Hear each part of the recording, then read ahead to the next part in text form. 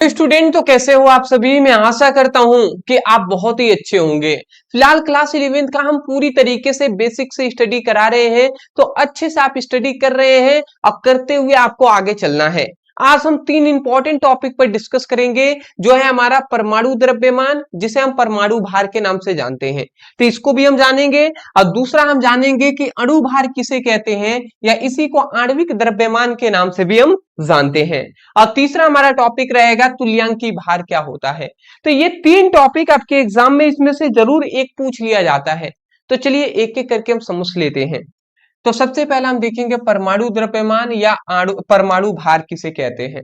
तो यहाँ पे हमने लिख दिया है किसी परमाणु में उपस्थित प्रोटॉनों के द्रव्यमान और न्यूट्रॉनों के द्रव्यमान के योगफल को ही हम परमाणु द्रव्यमान कहते हैं। सिंपल सी बात यहां पे कह दिया गया कि परमाणु द्रव्यमान का, देखिए परमाणु द्रव्यमान, परमाणु द्रव्यमान का फॉर्मूला यहां पे परमाणु द्रव्यमान के बारे में कह दिया गया कि प्रोटॉनों के द्रव्यमान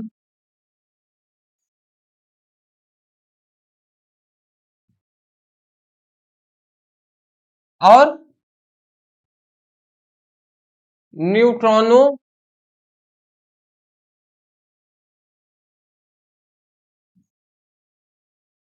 द्रव्यमान। ठीक है, तो ये हमारा फॉर्मूला यहाँ पे दिया गया है। देख लीजिए क्या कह रहा है कि प्रोटॉनों के द्रव्यमान और न्यूट्रॉनों के द्रव्यमान के योगफल को, प्लस मतलब योगफल को ही परमाणु द्रव्यमान कहते हैं। मतलब कोई भी परमाणु है तो परमाणु के केंद्र में नाभिक होते हैं, और नाभिक में क्या क्या पाए जाते हैं, नाभिक में प्रोटॉन होते हैं और न्यूट्रॉन होते हैं।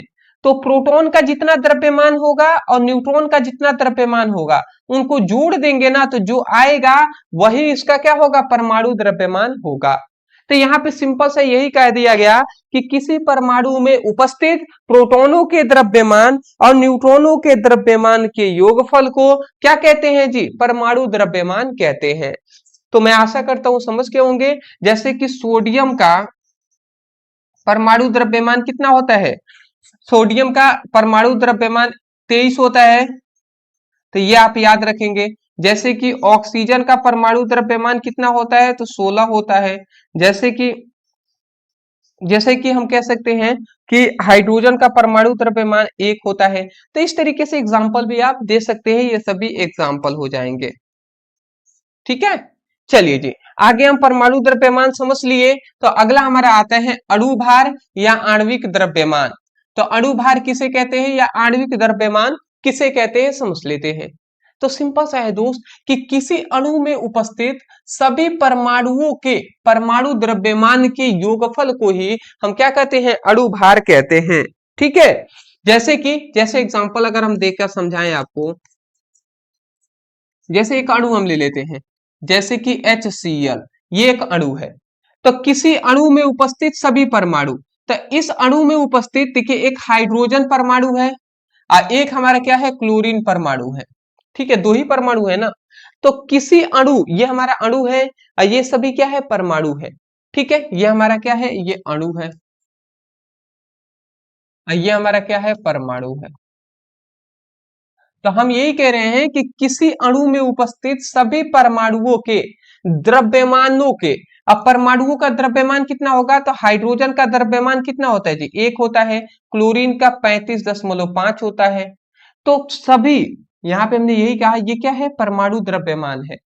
तो किसी अणु में उपस्थित सभी परमाणुओं के परमाणु द्रव्यमान के योगफल इनको जोड़ देंगे तो कितना आ जाएगा, 36.5। तो योगफल को ही हम क्या कहते हैं, हम अणु भार कहते हैं। समझ में आ रहा है ना। तो किसी अणु में उपस्थित सभी परमाणुओं के परमाणु द्रव्यमान के योगफल को ही हम क्या कहते हैं, अणु भार कहते हैं। मतलब HCl का अणु भार कोई पूछ दे तो क्या कहेंगे, 36.5 आप कह देंगे। ठीक है ना, 36.5 आप कह देंगे जी। ठीक है, अगला अगला दूसरा हम एग्जांपल दे सकते हैं। दूसरा हम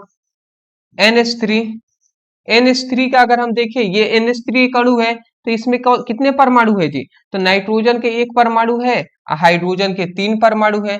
तो हाइड्रोजन के 3 परमाणु है, तो देखिए अगर 3 परमाणु है ना तो 3 कर देंगे, और यहाँ पे हाइड्रोजन है तो हाइड्रोजन हमने इसे लिख दिया। अब देखिए नाइट्रोजन है, नाइट्रोजन के कितने परमाणु भार कितना होता है जी, नाइट्रोजन का परमाणु भार होता है 14, तो 14 लिख दिए। और यहाँ पे देखिए 3 है तो 3 लिख दिया, गुणा करा देते हैं। हाइड्रोजन का परमाणु भार 1 होता है तो 1 हमने लिख दिया, इन सभी को जोड़ देंगे तो कितना हो जाएगा 14 और 3 कितना होता है 17, तो ये 17 क्या हो जाएगा नाइट्रोजन NH3 का क्या हो जाएगा, NH3 का परमाणु द्रव्यमान हो जाएगा, सॉरी आणविक अणु भार हो जाएगा। ठीक है, ये सभी एटॉमिक मास यूनिट में लिखे जाते हैं, मतलब परमाणु द्रव्य अणु द्रव्यमान का जो मात्रक होता है वो AMU में लिखते हैं, एटॉमिक मास यूनिट।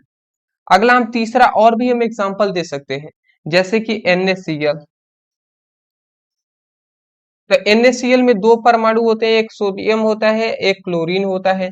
सोडियम के कितना होता है, सोडियम Na11 मतलब 22 23 होता है, तो ये हमारा हो जाएगा 23, सोडियम का 23 होता है, और क्लोरीन का कितना होता है 35.5, टोटल कितने हो जाएगा 0.5 और 5 3 8 और 3 2 5, मतलब 58.5 हो जाएगा, 58.5 AMU हो जाएगा ये हमारा NaCl, मतलब क्या हो जाएगा नमक का जो होगा ये अणु भार हो जाएगा। तो हमसे सीधा कहा था कि किसी अणु में उपस्थित सभी परमाणुओं के परमाणु द्रव्यमान के योगफल को ही हम क्या कहते हैं अणु भार या आणविक द्रव्यमान कहते हैं। स्क्रीनशॉट। अगला हमारा तुल्यांकी भार आता है, और इसको तभी आप समझ पाएंगे जब आप पूरी फोकस के साथ समझेंगे, अगर पूरा फोकस नहीं लगाएंगे समझ में नहीं आने वाला। तो चलिए अब इसको समझा देते हैं। तुल्यांकी भार किसे कहते हैं जी, तो यहाँ पे लिखा गया है कि किसी तत्व यौगिक, ध्यान से समझेंगे, किसी तत्व यौगिक या आयन, किसी तत्व यौगिक या आयन का वह द्रव्यमान जो 1 ग्राम हाइड्रोजन, 8 ग्राम ऑक्सीजन और 35 ग्राम क्लोरीन के साथ अभिक्रिया करके सूक्ष्म होता है, मतलब अभिक्रिया करके क्या होता है अभिक्रिया करने में सक्षम होता है, ठीक है ना, उसी को तो उसे उसका क्या कहते हैं तुल्यांकी भार कहेंगे। मतलब सिंपल सा कहना, कोई भी तत्व है यौगिक है या आयन है, ठीक है, कोई भी तत्व है यौगिक है आयन है, तो उसका उसका वह द्रव्यमान जो 1 ग्राम हाइड्रोजन से, 8 ग्राम ऑक्सीजन से और 35 ग्राम क्लोरीन से, ठीक है, 35 ग्राम क्लोरीन से क्रिया करने में सक्षम होता है, ठीक है, तो उसी को उसका क्या कहेंगे तुल्यांकी भार कहेंगे जी। सिंपल सा, इसमें कुछ है नहीं ज्यादा, बस इसको याद रख लेंगे है, ठीक है ना। अब चलिए इसका हम फॉर्मूला बता दे रहे हैं। तो तुल्यांकी भार का फॉर्मूला होता है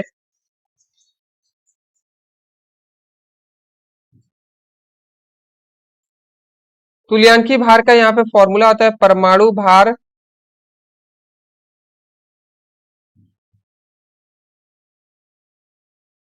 या होता है अणु भार भी हम कह सकते हैं, अब बटे एन आप लिख देंगे, जहां एन क्या है, एन है परमाणुओं की संयोजकता, एन क्या है परमाणुओं की संयोजकता, या एन क्या है परमाणुओं पर आवेश। यहाँ पे जैसे कि एन क्या है परमाणुओं की संयोजकता, जैसे यहाँ पे सोडियम Na प्लस लिख दिया गया, तो सोडियम के लिए यहाँ पे 1 प्लस लिख दिया गया, तो इसका मतलब एन की संख्या सोडियम के लिए 1 हो जाएगा। जैसे मैग्नीशियम Mg2 प्लस लिख दिया गया है, तो इसका मतलब एन की जो संख्या होगी वो 2 हो जाएगी। तो परमाणुओं पर आवेश है, ठीक है ना, आवेशों को दर्शाते हैं एम से। तो चलिए आशा करता हूं कि आपको समझ में आ गया होगा, ज्यादा हार्ड नहीं है, 1 2 बार पढ़ेंगे तो याद हो जाएगा। अदरवाइज ये तीनों टॉपिक आपको याद हो गया होगा। देखिए अभी आज से हम कंसिस्टेंसी के साथ आपको पढ़ाना स्टार्ट किए हैं, मैं आशा करता हूं कि आगे अब आपको अच्छे तरीके से स्टडी कराया जाएगा। तो जितने स्टूडेंट मतलब सीक्वेंस वाइज पढ़ाई कर रहे हैं वो अपना नोट्स बनाते हुए चलिएगा। चलिए दोस्त, कल मिलते हैं। Thank you so much for watching this video. Thank you.